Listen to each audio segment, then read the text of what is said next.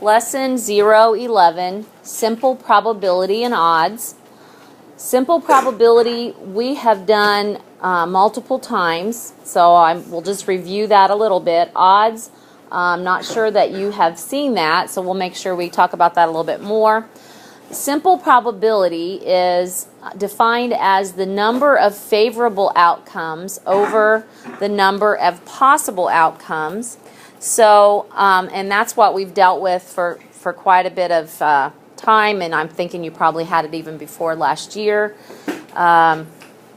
You want to tell the probability something happens, and this is called, by the way, theoretical probability, like what's supposed to happen. So basically what's supposed to happen, for example, if you flip a coin, you have 1 out of 2 chances that you're going to flip tails. Okay, because there's 1 tail out of 2 sides, 1 out of 2. So this is what's supposed to happen. So we're going to talk about a bag of marbles. And in this bag of marbles, there are 12 red marbles, 6 white marbles, and 8 blue marbles. How many marbles do we have altogether?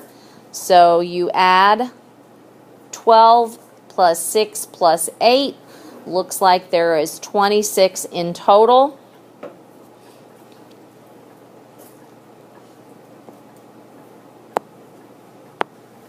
So it looks like there are 26 marbles altogether.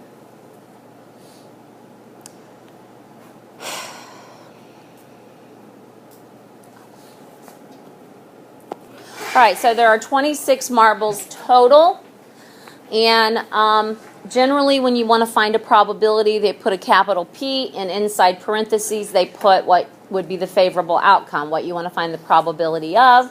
So if we want to draw a marble at random out of the bag, probability of drawing red, well, there are 12 red out of 26 possible. And you should always simplify this. So that would be 6/13. Probability of drawing red would be 6/13. And just to kind of get the idea, probability of not red, that means everything else.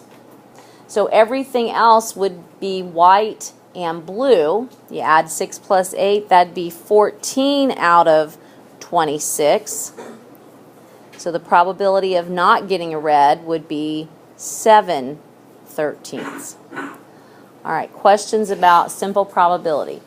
I think you guys have done this a few times. So the next thing that we're going to talk about is, it's called counting outcomes. You use what's called the fundamental counting principle, and you're trying to find the number of possible ways that something could happen. So the way that you use the fundamental counting principle is, whatever the choices are, how many of each choice, you take those numbers and multiply them together, and you get that total number of possible outcomes. So I don't know if you remember from pre-algebra last year, but we actually did tree diagrams where you had to list in a vertical column the possible outcomes from the first choice, and then they branched out to the second choice and third, and then they become very cumbersome and take up a lot of space and take forever. You don't need to do all that if you just need to know the total number of outcomes. So it would involve something like this. How many lunches can you pick from 3 different sandwiches, 2 different kinds of chips, 4 different fruit, and 3 different drinks? So you really have to write down or think about, what are your choices? So the choices for these lunches, there's sandwiches first, and then there's chips, and then there's fruit, and then there's a drink. So I have how many choices of sandwiches? What's it say? 3 choices of sandwiches. Times chips. 2 different kinds of chips. Fruit. 4 different fruit and drink? 3. 3 different types of drinks. So what you will do is you just multiply all those together. So 3 times 2 is 6. 6 times 4 is 24. And 24 times 3 is 72. So you would answer 72 lunches possible. So 72 lunches out of all of that. You multiply the possibilities down together, and that's what you get. What if it said, flip a coin and roll a die, a 6-sided number cube or die? Flip a coin and roll a die. Anybody know how many possibilities there would be out of flipping a coin and rolling a die? Josh? 12. Because 2 things could happen on the coin, and 6 things could happen with the die, so you take 2 times 6. So you might get questions like that too. So just be thinking of how many things can happen from those things, and then you multiply that together. All right, questions on counting outcomes. And last but not least, odds. So odds, probably not done so much. I can't even remember if we talked about it. I don't think we did it in pre-algebra. I'm not sure that you guys have done odds before. Do you remember doing them? Okay, so here's what you do. It's written as a ratio like this, a number, a column, and then a number. So you might have heard them say, if you're here about, I don't know, the Super Bowl's coming around and it's like 2-to-1 odds and people bet this in Las Vegas and all that. That's what they're talking about. So it's the number of successes to the number of failures. Nowhere do you have the total number of outcomes written in it. However, the 2 things added together, they give you the total. Okay, so here, let's do some with this change purse. In a change purse, there are 3 quarters, 2 dimes, 4 nickels, and 1 penny. What are the odds of picking a dime?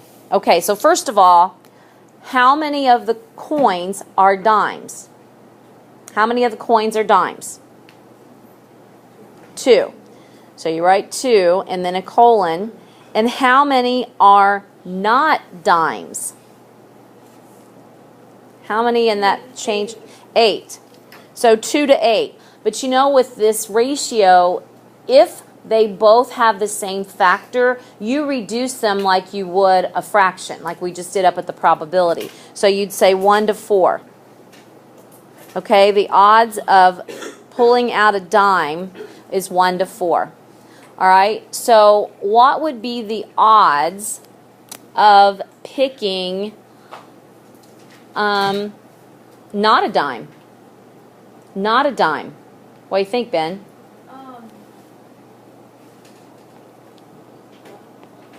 What about not a dime? What do you think that would be?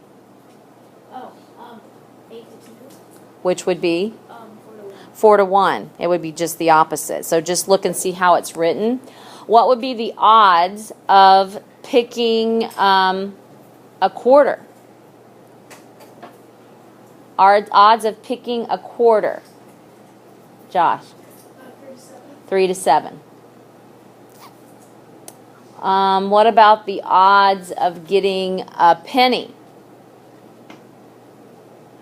Odds of getting a penny. Ariana? 1 to 9. 1 to 9. Okay, are you getting it?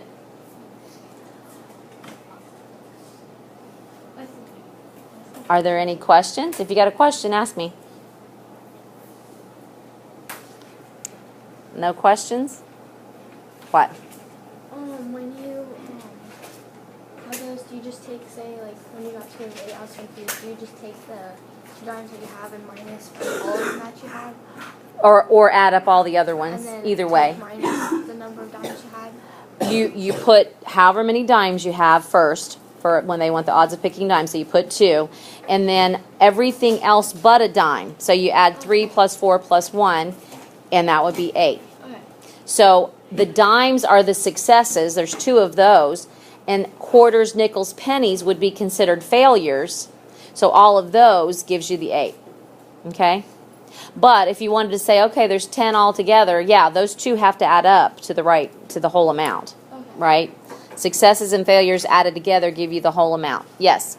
Could they be asking for something that's not there and you put 0 to all the Yeah, others? if they say that it's something that's not there, then it's 0. Yeah. It'd be just like the probability one. If it's not there, it's 0.